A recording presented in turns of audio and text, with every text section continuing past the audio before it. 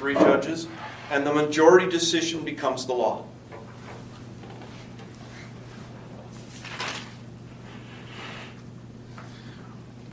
Supreme Court of Canada has 9 judges, and all 9 always hear the cases. Always. It's always all 9.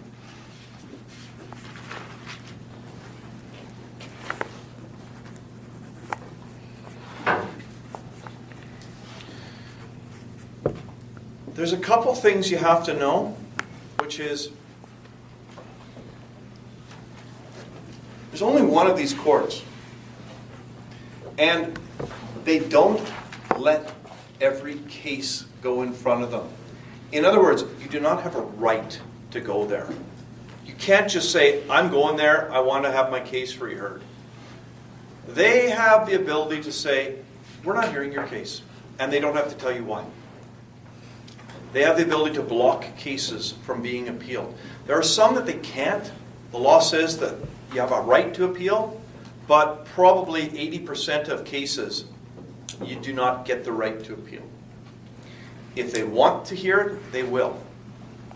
And you actually have to ask for permission to appeal. And this is why people need to understand how important it is to not lose a case at a lower court, because you have no guarantee that you can get that fixed.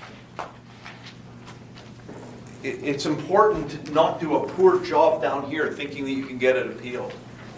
And more importantly, these judges will almost never go against the facts that this judge found.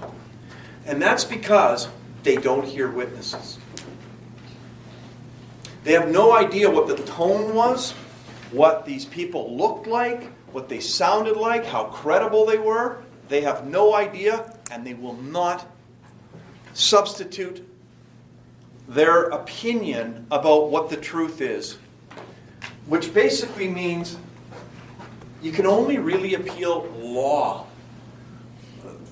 The facts are really hard to appeal. The law, if you made a mistake down here, we can see that because the judge says, here's my reasons. And they say, you're not allowed to do that. That's bad law. Then that can get appealed. So I don't want you to think that the Court of Appeal is something that's automatic or all that useful. If a judge gets the facts wrong, that's really hard to fix. And they do. And there's not much you can do about it because that's the way the system works. How do you judge who's telling the truth when you're reading paper? Pretty hard to do. The Supreme Court of Canada is 9 judges. They always all sit. So if you go to the Supreme Court of Canada, which is Ottawa, there'll be 9 judges all hearing your case. But you won't be going there, will you? All right? And one of the reasons you won't be going there is, let's do a little math here. How many days a year do you think that court would actually hear cases? In other words, how many days do they work? What would be a guess, folks? How many days a year? If you say 700 days a year, that will be wrong. Right? So how many would you think? About half. Half of what, 700? Halfway in a year, half of 365. So how much would that be? 180. Okay, let's make it 200. I don't care what the number is. You'll see why. Okay, 200. So they may sit for 200 days, Monday to Friday, holidays, right? Whatever. Got it? How many cases do you think they can hear in a day? The answer is probably at most 2. 1 in the morning and 1 in the afternoon. That's at most. Because remember, each case, they have to have gone through all the written material. You could have a week-long trial or a 2-week-long trial, and they've got to go through all of the tests. They have to read that whole thing, right? That's a lot of work to get ready for a case. So it may not even be every day that they can do it. But let's put it at the max. Let's say 200 days a year, and they can hear 2 cases a day. How many cases can they hear in a year? 400. How many cases do you think get heard in Canada in a year?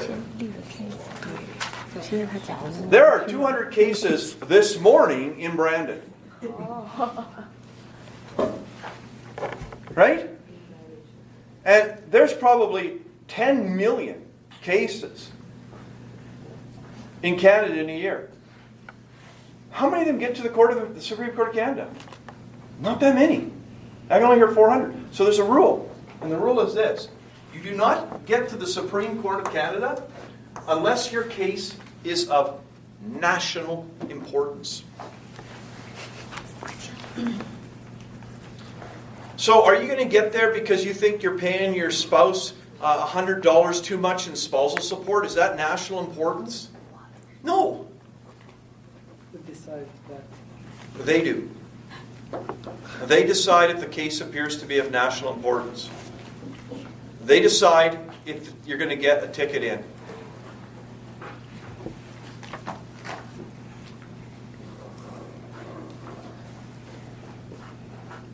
So, a lot of what the Supreme Court is dealing with now is this. It's Constitution. Because this impacts on everybody. What people's rights are, what laws are invalid stuff, those are cases that are considered to be of national importance. But it could also be, what's the law in a criminal case? Are police allowed to do the Mr. Big sting that they were doing? Where they would pretend to be criminals. And the Supreme Court said, no, can't do that. So they have cases that are of national importance. But they can only hear 400 a year. So they're going to block the doors all over the place. We'd like you to take a 10-minute break. Please be back here at 12 minutes to. I'm going to start in a way that hopefully you can understand. But if it doesn't make sense to you, please continue to ask questions. So, this is what I want you to do. I want you to create a flow chart. A flow chart starts in one place, which is with a question. Like a question you'd get on a test. And what I'm saying is, if you got a question on the test that you felt was constitutional, how do you take that question to an endpoint? What do you have to do? How do you approach it? So it's saying, no matter what this is, you want to develop a framework that will always work for any question that's constitutional, always take you to an endpoint, and deal with everything that you've learned about the Constitution. Because if you didn't deal with something, then the next question uses it, you won't get to the right endpoint. So, what I'm saying is, imagine a question on a test that you have identified as being, I need to use the Constitution to answer that. It doesn't matter what the question is. But you're saying, I need to use the Constitution to answer that. What I want you to do is walk yourself through a series of questions that you would use to resolve any question. Not one question, not a specific, any one. And I'm saying, the way that I would start this, knowing what I know, and there's probably several ways to do this right, but this way makes sense to me, is the first thing you got to do is look at that constitutional question, the question on a piece of paper, and say, does this question deal with a statute or a behavior? How are you going to know that? Say louder. How are you going to know if there's a law? It's going to say it in the question. There's a law, right? If in here it says, there's a law, then you'll say, I will go over here. If it says, no, there is no law, there's a behavior, then you go over here. Do you understand that? And what I want you to do now is, okay, now that you're on either this side or this side, what do you deal with next? And you want to deal with something that creates this.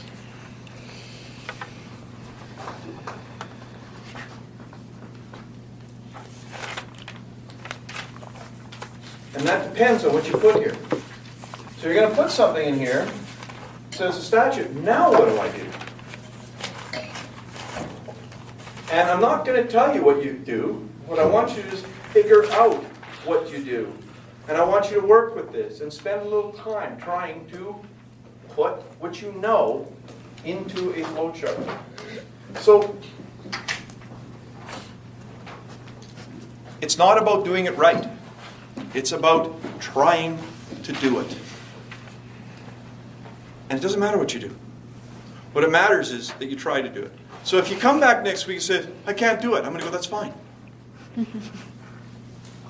Because you would have learned something through the trying. So some people are trying to do an assignment and get it right. You're missing the point. There's many ways to do it right, and there's no way to do it wrong. The only thing to do wrong is not try. That's the only thing that would be wrong. Is to say, I can't do it, I'm not trying. I'm asking you to organize your thoughts in a way that makes sense. Does that make some sense now? Okay, give it a crack. That's all you have to do. Okay? And don't worry about it too much. Say, can I do this? Let me see. What would I do? What would go here? I don't know what would go here. Well, what if I put this here? What would happen? Just try something. And maybe it'll all unfold. You'll go, that works. Probably not. But it might, okay? And don't worry about it. It's not for marks. You're not handing it in. I'm not marking it. I'm never going to see it. It's an exercise that you really need to do.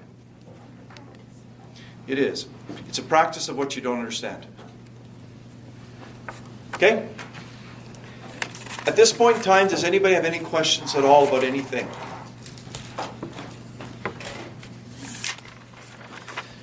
Okay.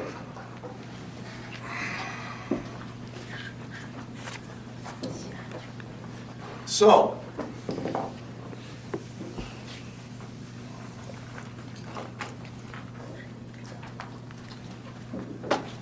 if I forget these next week, I'm really going to be in the soup. But I'm going to walk you through. So I'll tell you what I forgot to bring this tonight. And unfortunately, I can't really get it to you, or it's not going to make any sense because it's a thing we have to do in class together. But what I'm going to do is teach you how to fill out a small claims form. How to actually sue somebody. Or to recognize it in case you get one of these, that you are being sued. Okay? So, and I'm going to tell you that the small claims form that I'm going to give you and show you how to fill out, you have to fill out one on the test. On the midterm test, there will be a small claims form. It's going to be part of it, and I'm going to say, fill it out properly.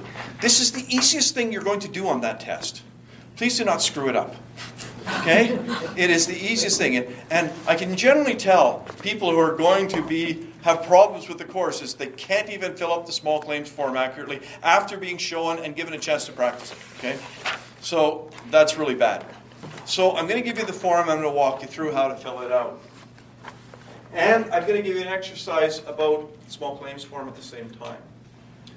So that court that we talk about down here is meant to be a cheap and easy court to get into.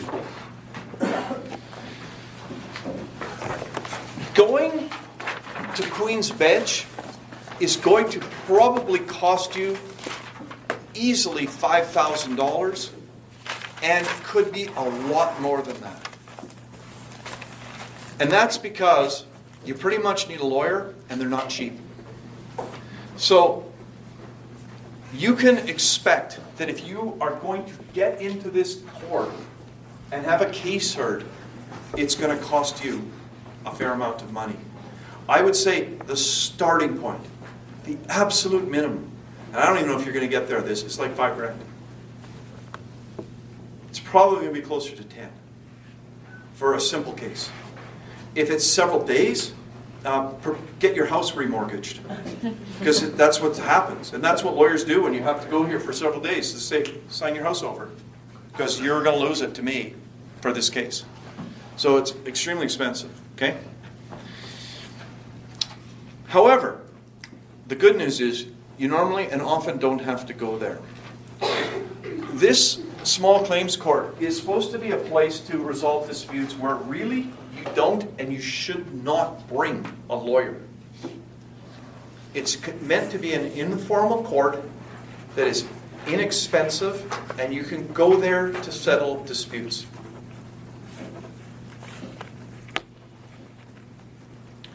However, there are certain things you cannot sue for in small claims court. You cannot sue for more than $10,000. That is the maximum in Manitoba. In Saskatchewan, anybody from Saskatchewan again? You don't have to be ashamed. Okay, just fine. It's 20 in Saskatchewan. Okay, and Manitoba, I bet in the next 5 years is going to up that to $20,000, same as Saskatchewan. Right now it's 10. Okay, 10's still a lot of money, right? So if you've got a bill that someone hasn't paid and it's, $750, you can sue them in small claims court. That's what it's for. So the first limit in small claims court is you cannot sue for more than $10,000. Okay? The second rule is you cannot sue for residential rent in small claims court. And that's because in Manitoba, all residential rent disputes have to go to the rentals person. It's a special office that deals with residential rent disputes. And you have to go there. You can't go to small claims court. And by the way, this rentals person used to be called the rentalsman. That's what they used to be called. But the government of Manitoba thought that rentalsman was sexist. So they're going to call it the rentals person now. Okay? See that? The government Manitoba? That was my little joke for tonight. Okay? Very little. All right. So, Manitoba. Not Manitoba, because that's see, that was a joke. Right? Manitoba, that's sexist. We should be calling it Manitoba, like we call it rentals person instead of rentalsman. All right, I keep pitching them, you keep missing them, boy. All right, so you can't go for residential rent in small claims court. There's a special government office that is for that. You can't go there. And the third rule, and this is probably one of the hardest things to understand, is you can't sue for amounts that are debatable. In other words, how much is it worth? The value of what you're suing for has to be reasonably clear. Okay? So, let me just show you this, okay? What do you got there? An HP. Okay? Let's say that I break your computer and you decide to sue me. How do we know how much that computer is worth? What are we going to do, folks? What would she do? Internet. Okay, what would you do? Contact. Yeah. So she could go buy another one, right? And go to court, got the bill. Can I debate that that computer isn't worth that much and that's not what she paid when she got a bill? No. She could sue for that. You understand that? It's an amount that is fairly clear, right? She's got a bill for it. How are you going to argue, okay? But if I come over here and I break your glasses, right? And she goes to the doctor and gets new glasses and stuff, she can present a bill for that. It's pretty clear how much that's worth, right? Right? But if I walk over to you and I break your finger, How much is a finger worth? Take the bill of deduction. How much for the pain? How much is pain worth? Do you get a bill for it? Do you go get to the pain doctor and say, okay, here, take the thing, that'll cost you this much, and we got rid of all that? No. Those types of things where how much it's worth is really not clear have to go to Queen's Bench Court. And that's because there's ways to figure out how much your finger's worth. It's based on precedent. How much were other people who are like you's fingers worth? What are you doing with that finger? Right? How important is it? How much is it going to hurt? How long is it going to hurt for? Do you need it for something? Right? Are you a piano player that this is going to put you out of work? Or things. The Queen's Bench has ways of figuring out the value of your loss. Small claim says, we're not even going to look at that. You got that, you go to Queen's Bench, they're there to figure that stuff out. So, there are 3 basic rules then. I'm going to go through them again. You cannot sue for more than $10,000. You cannot sue for residential rent. And you cannot sue in situations where the value of the loss is not clear.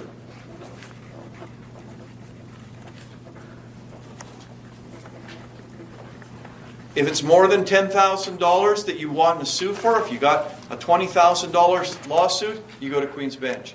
If the amount is unclear, you go to Queen's Bench. If it's residential rent, you go to the rentals person. Got it? The process in small claims is very simple. You fill out the form. You go down to court. You pay, I don't even know how much it is, $50.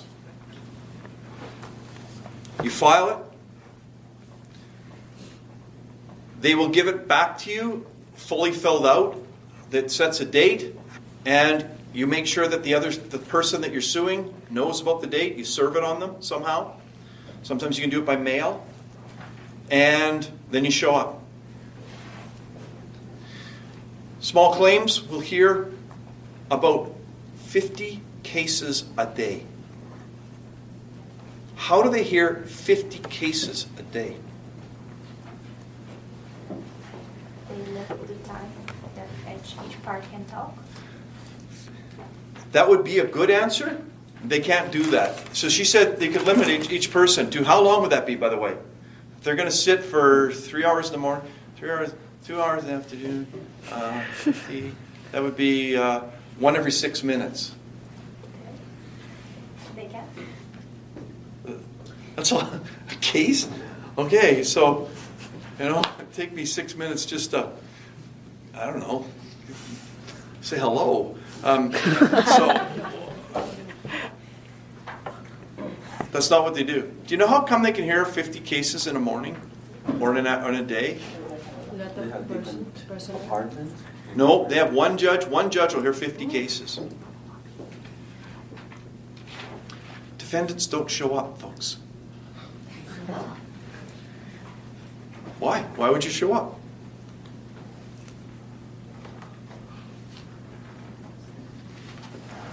Can I have your name? Allison. Allison. If I break Allison's computer and she sues me for it, why am I going to court? To say, hi, I broke Allison's computer? Why would I go there? Right? I've got nothing to say. I broke her computer. Everyone knows I broke it. And she's going to sue me. And what's going to happen when she sues me? She's going to win. Why do I go there? I don't show up. You don't have to. So they will hear, even though there might be 50 cases, there might only be 1 or 2 where people actually dispute. Most of the cases are someone didn't pay their bill or things, and the defendants, they don't show up. So they just, plaintiff goes and says, they didn't pay it. Where's the bill? There it is. Judgment. You're next. Next. Okay, you people are having a real fight. You wait to the end, and then we'll hear you after we hear all these other ones. They'll basically go through 49 of those cases in 35 minutes. Because they do have to have some evidence, but it's so fast because they say, What happened? He didn't pay this bill. You have the bill? Yep, okay, judgment, done. They'll do it like in a minute when it's undisputed. What about the penalties? There are no penalties. There's just a thing called a judgment. We're going to talk about that. Okay? So, yeah, there's no penalty for not showing up. The only thing is you will lose, right? But if you're going to lose anyways, why should you take a day off work or go there to be humiliated and yelled at, right? I have a question. For the residential rent, would that include damage deposits? Yes. They have a whole system set up to deal with that stuff. It does include damage deposits. Okay? So, it's basically write out a piece of paper, take it to the small claims office of the courthouse, they fill it out, you send it to the other side, they give you a date, you show up on that date, you tell them what happened, the judge makes a ruling. It's quick, dirty, you don't need a lawyer. Okay? The judge sorts it all out and makes a ruling. Queen's Bench is way, way more complicated than this. So, in Queen's Bench, in Manitoba, the process in Queen's Bench starts with something called a statement of claim. This is a piece of paper, or several pieces of paper that say, Joe is suing Jane, here's why. And it sets out all of the facts. It's basically like a story, right? You know, this happened, and he lost his arm, and she did this, and whatever, right? And it says, here's why I'm suing. And that document is called the Statement of Claim. It sets out the reasons why one person is suing another. And this is filed by the person that's called the plaintiff. The plaintiff is the person who is suing. Okay? Right now. Yes.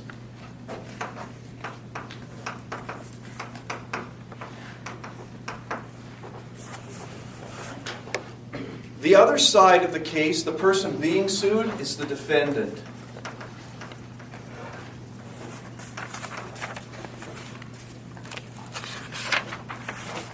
The plaintiff sues the defendant. So the first document that gets filed is called the Statement of Claim. And this gets served on the defendant. So it's when you get one of those, it's saying you're being sued. Someone's suing you. Okay? In Manitoba, the defendant has 20 days to file a document called a statement of defense.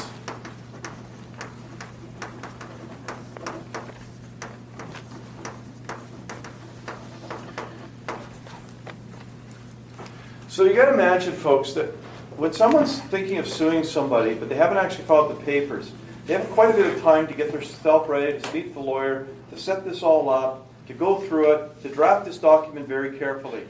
They could have months to do it, right? They could spend months getting it all ready to go. And then it gets served on the defendant. They have 20 days from the date that they get served to get to a lawyer, which may take a week or whatever to get in, go through it all, and figure out to file this. It can be a very short time in actual time that they have together. So often, and really often, statement of defenses are 1 page long, and they basically say, we deny everything. It's not important what they say, it's important that they get filed. So they just get it filed with a, we deny everything. There is a third document that sometimes gets filed by the plaintiff, depending on what's in here, and it's called a reply. So sometimes the plaintiff wants to put something else into the document on the basis of what this said. If it says we deny everything, there's no need for a reply.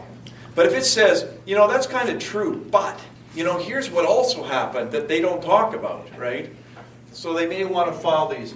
And these documents are the paper that start the court process in Canada, in Manitoba.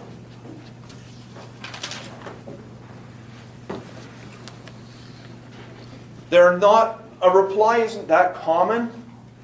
Maybe 5% of the cases would have it. That's just a guess. But these two, this one has to be there because there's no case without it. This one is often there. And once these are in place, the process that you're paying this money for starts. So the first thing that happens is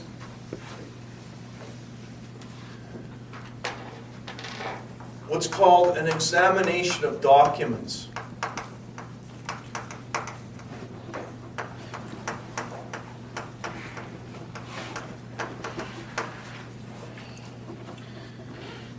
This is also a piece of paper that the lawyers prepare. And what it says is, these are all the documents that have to do with this case.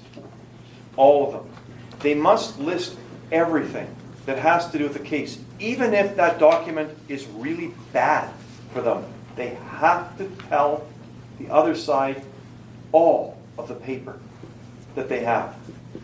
All of it. So, if they sent a letter to their wife saying, I think I'm going to rip this person off by not paying my bill, and there's a piece of paper to that effect, they have to disclose that that's there. And they actually have to give a copy of that. So, paper must be disclosed. And in this new electronic world, I don't know how that means, whether emails are included in that. I would suspect now that they are. Okay? So, examination of documents requires each side to make a list of all documents that have anything to do with the case. And there's some stuff in there that's technical you don't need to know about. But the point is, you got to reveal all documents. You can't hide paper. And the other side will normally have a right to see any document that's in here. Okay? And then what happens after that normally is called an examination for discovery.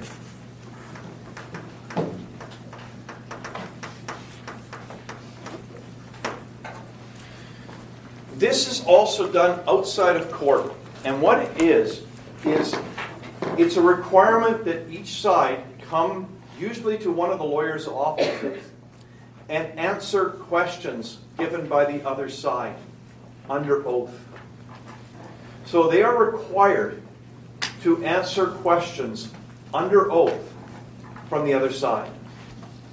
So they could be asked something like, isn't it true you built that pool? Yeah, you did, right? And isn't it true that you decided that you were going to use silly putty to put those tiles together? Yeah. And you know that silly putty won't work?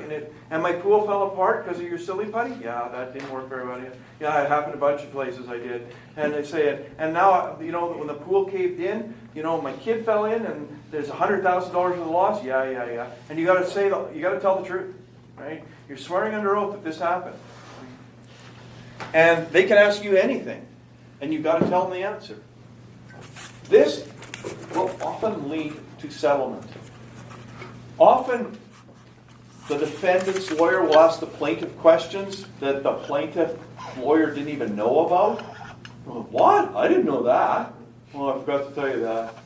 And it's like, we've got nothing. So, they will often settle cases as a result of this.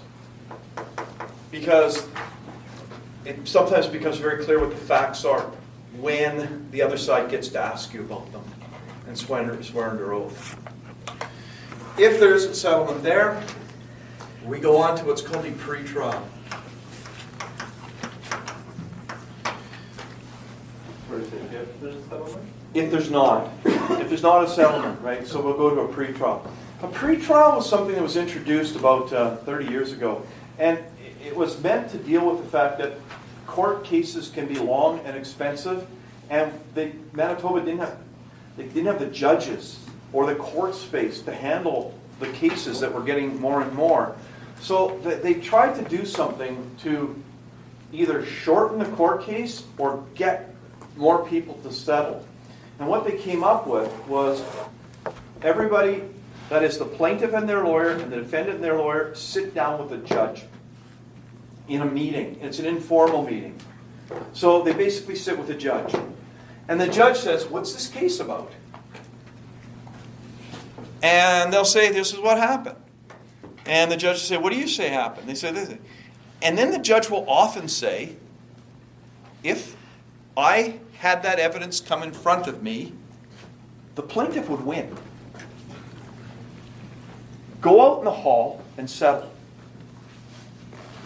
Right? So they'll push settlement. They will express an opinion when they have one and try and get people to quit fighting about something they're going to lose by telling them, I think you're going to lose. Sometimes there isn't a clear, or sometimes people won't agree. Then they'll go on to the next question, which is, okay, we're going to have a case. What can we agree upon? How can we take this 7-day-long case and get it in 2 days? What's really the fight about? Can we just focus on that? Are you going to fight about the fact that you did this pool? No. Okay, let's agree on that. Let's see what we can agree in order to get this case from here to here. No one has to accept this. You know, you're not forced to. And if you don't, you go on to the next stage, which is an actual trial. This will never be in front of this same judge. And anything that they said about what they thought would happen gets sealed up, so no one sees it if there's a trial.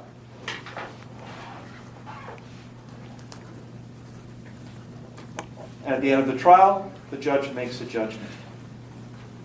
It's important to know a couple of things.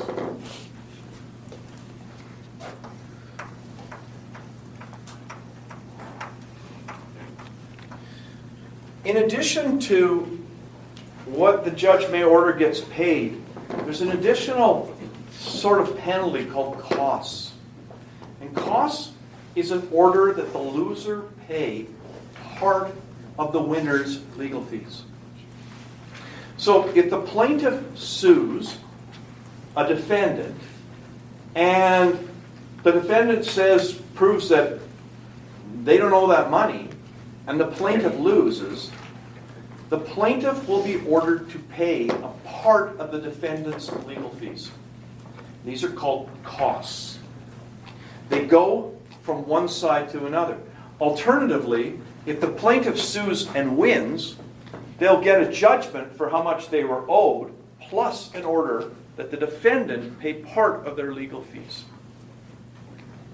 When I say part, I'm talking probably it's about 50%.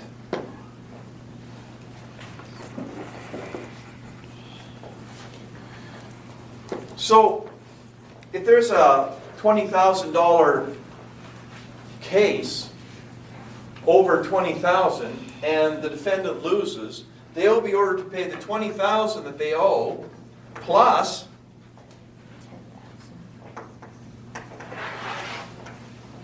$10,000 in costs. So instead of paying $20,000 where they could have back when we were settling, they have to pay $30,000.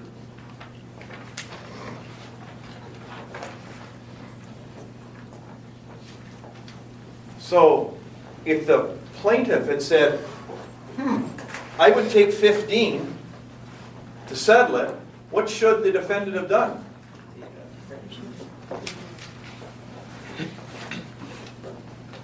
Because these can be very expensive. And they're almost always awarded to the winner of the case. Remember, the winner doesn't always the plaintiff. It could be the defendant. Okay? So these are in order of what's called costs, and they will increase the amount that people owe. The other thing I want to talk to you about is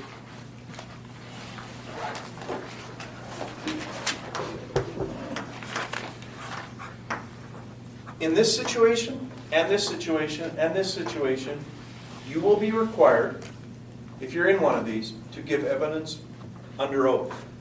You swear that these are all the pieces of paper. You swear that whatever you say is the truth. And you swear that you're going to tell the truth if you testify in the trial. These are all situations in which you are required to say that you're telling the truth under oath. I need to tell you a little story. It goes way back.